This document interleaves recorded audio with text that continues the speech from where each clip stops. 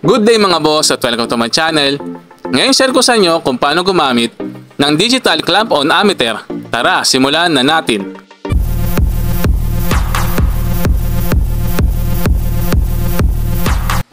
Mga boss, ito po ang ating digital clamp-on ammeter. Mga boss, iba-iba po ang design nito. Depende po sa brand na mabibili nyo. Tinatawag din ito na multi-tester dahil sa dami ng kayang sukatin nito. Kaya dapat nyo pong tandaan ang mga symbols at kung anong mga gamit nito. Ito po ang mga halimbawa ng mga multi-tester symbols.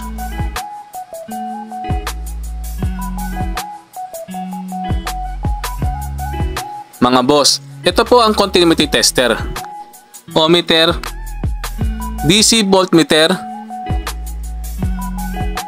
at AC voltmeter. Mga boss, ito naman po yung para sa kanyang amperahe. Meron po siyang 2 amperes, 20 amperes at 200 amperes.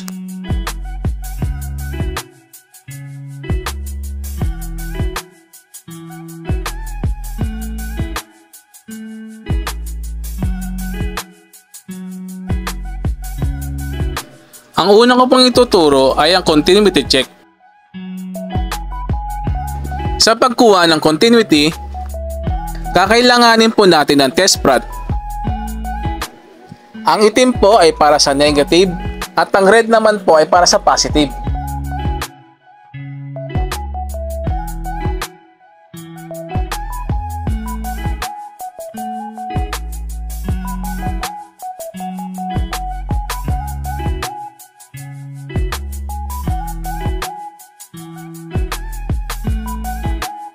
Ilagay po natin ang black sa common at red naman po sa input.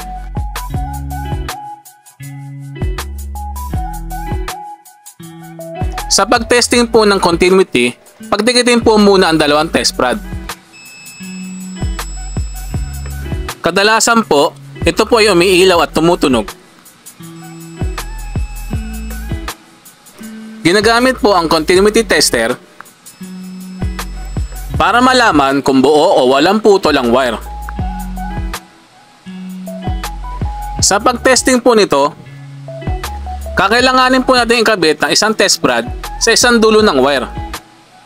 At kakailanganin din pong ilagay ang isang test prod sa kabilang dulo ng wire. Kapag umilaw at tumunog po ito, ibig sabihin po nito ay buo o walang putol.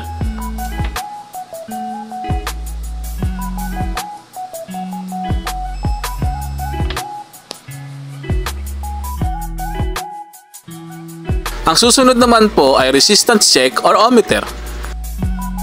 Ginagamit din po ito sa pagkuha ng continuity at resistance ng ilaw, tools at appliances. Try po natin kunan ng resistance itong MR16 halogen bulb.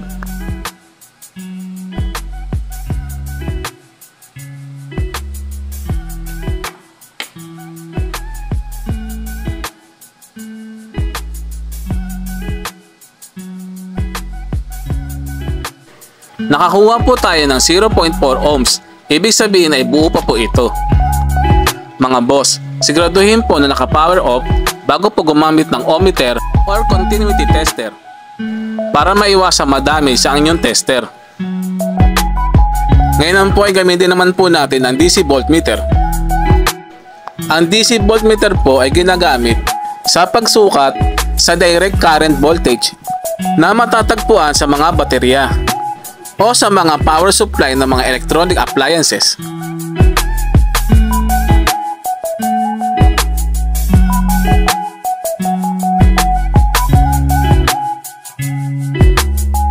Mga boss, ito pong nasa ibabaw ang positive at ito naman po nasa ilalim ang negative.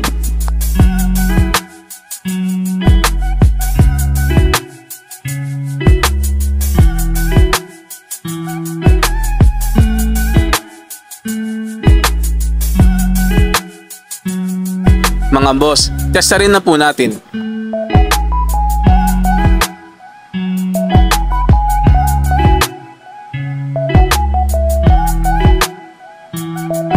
Mga boss, nakakuha po tayo ng 1.29 volts.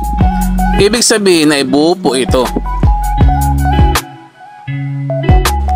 Ngayon naman po ay gamitin naman po natin ang AC voltmeter.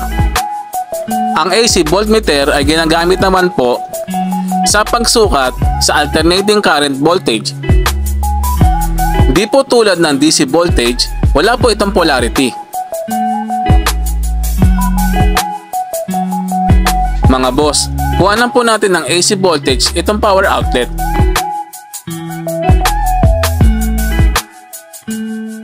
Mga boss, nakakuha po tayo ng 222 volts.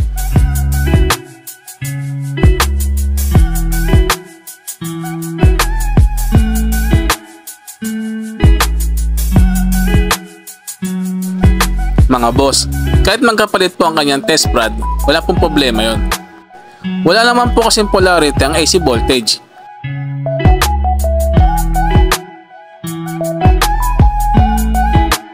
Ngayon naman po ay subukan po natin kumuha ng AC voltage sa electrical panel.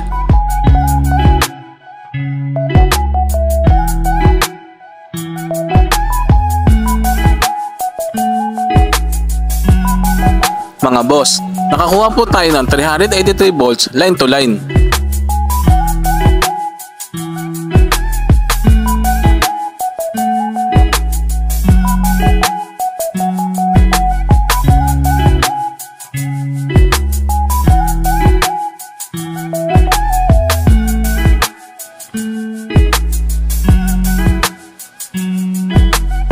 Mga boss, nakakuha po tayo ng 222 volts line to neutral. Ang sunod po natin gagamitin ay ang current clamp-on ammeter. Mga boss, sa paggamit po ng clamp-on ammeter, kailangan po nating ilagay sa pinakamataas na setting bago i-clamp sa wire. Dahil hindi po tayo nakakasiguro kung ilan ang current load nito. Maaari naman po nating ibaba ng setting kung ang reading nito ay hindi lalampas ng 20 amperes.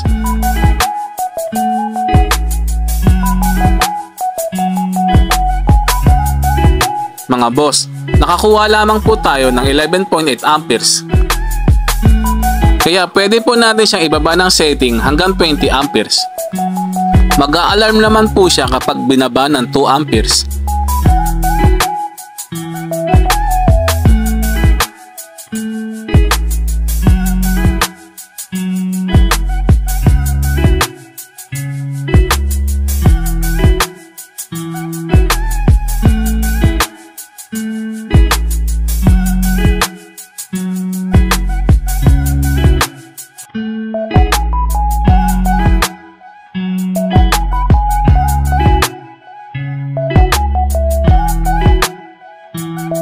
Maaari po natin gamitin ang hold function para hindi mawala ang reading kahit tanggalin mo na ang tester sa wire.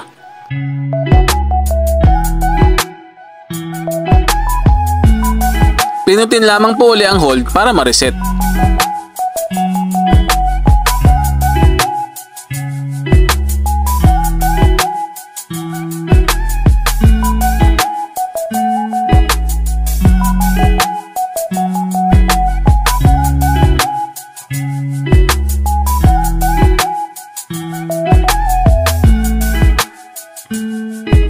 Mga boss, okay na po.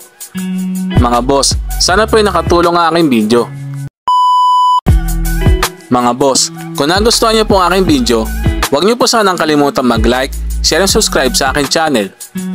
At pindutin ang notification bell para lagi kayong updated sa aking mga bagong video. Mga boss, hanggang dito na lamang po at maraming salamat po. Boss, if you learned something on my video, make sure to like, share, and subscribe to my channel. See you on my next vlog. Thank you. Thanks for watching.